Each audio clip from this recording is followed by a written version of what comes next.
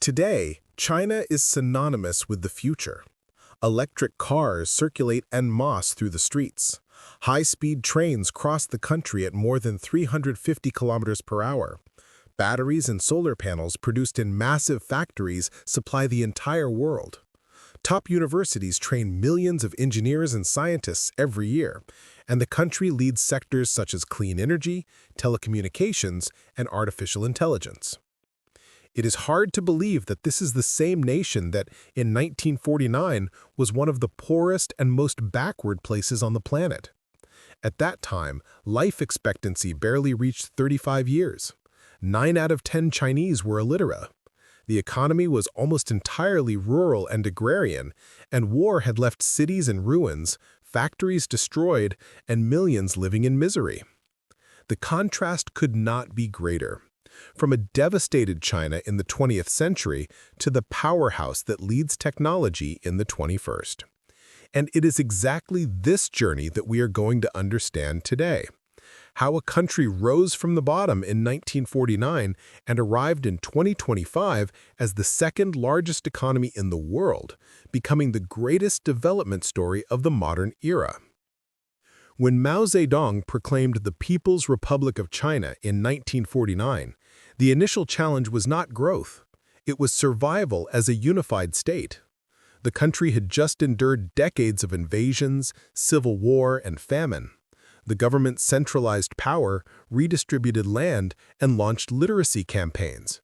For the first time, millions of people had access to books in schools. But the first experiments in industrialization, inspired by the Soviet Union, came at a huge cost. The so-called Great Leap Forward at the end of the 1950s tried to transform China into an industrial power in just a few years. The result was catastrophic. Agricultural collapse, widespread famine, and millions of deaths. In the 1960s, the Cultural Revolution plunged the country further into chaos. Teachers were persecuted, universities shut down, libraries destroyed. China seemed trapped in a cycle of setbacks. The turning point came in 1978 with the leadership of Deng Xiaoping. He broke with dogma. The political system remained centralized, but space was opened for the market economy. He created the special economic zones, such as Shenzhen, where foreign investment and private industry flourished. Deng understood that the country needed practical results, not ideology. His famous phrase summed it up. It doesn't matter if the cat is black or white, as long as it catches mice. From there, the transformation took off. In the 1980s and 1990s, China became the factory of the world. It produced clothes, toys, cheap electronics, and exported on a massive scale. Millions of people left extreme poverty. Cities grew at incredible speed, roads and ports modernized. Alongside economic growth, there was heavy investment in education. Universities reopened, research institutes expanded, and a new generation of scientists began to emerge. At the start of the 2000s, China made another leap. Entry into the World Trade Organization in 2001 opened markets even further.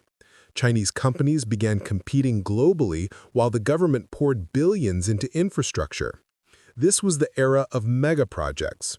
Endless highways, subways in dozens of cities, colossal dams, and of course the high-speed rail network. Meanwhile, the internet reached millions, and the first tech giants of China were born. Once again, education remained the priority.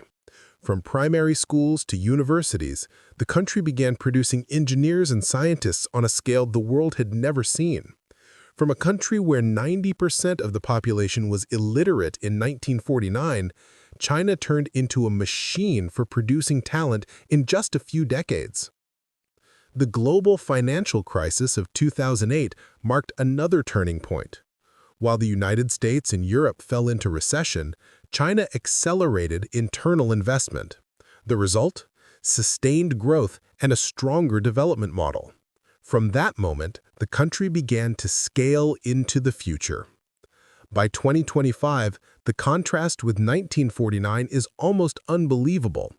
China is the global leader in electric cars. Its brands sell millions of vehicles every year, inside and outside the country, surpassing competitors that dominated the industry for over a century. In lithium batteries, China controls the majority of global production. This is a strategic power, since the future of mobility and clean energy depends on it.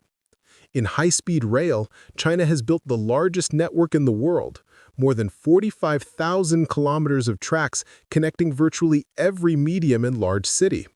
In clean energy, the country dominates solar, wind, and hydropower, producing most of the world's solar panels and wind turbines.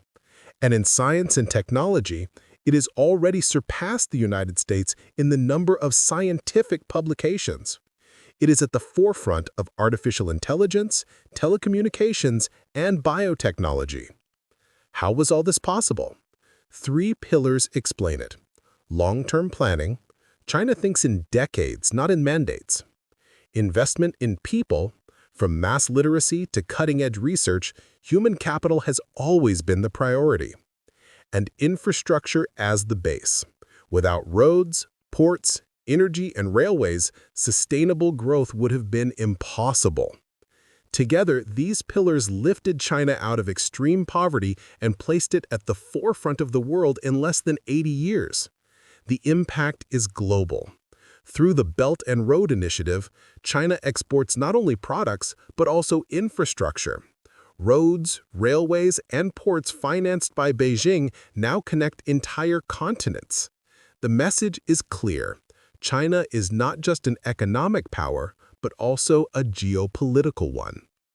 In the end, China's trajectory shows that no country is doomed to remain poor forever.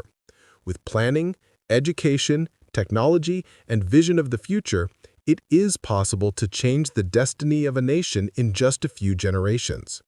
From a destroyed agrarian country in 1949, China became the technological and industrial locomotive of the planet in 2025. And now the whole world has to face this new reality. The 21st century has more and more a Chinese face. If you enjoyed this journey through China's transformation, hit the like button, subscribe to the channel, and let me know in the comments. Do you think Brazil could follow a similar path if it had the same long-term vision? See you next time.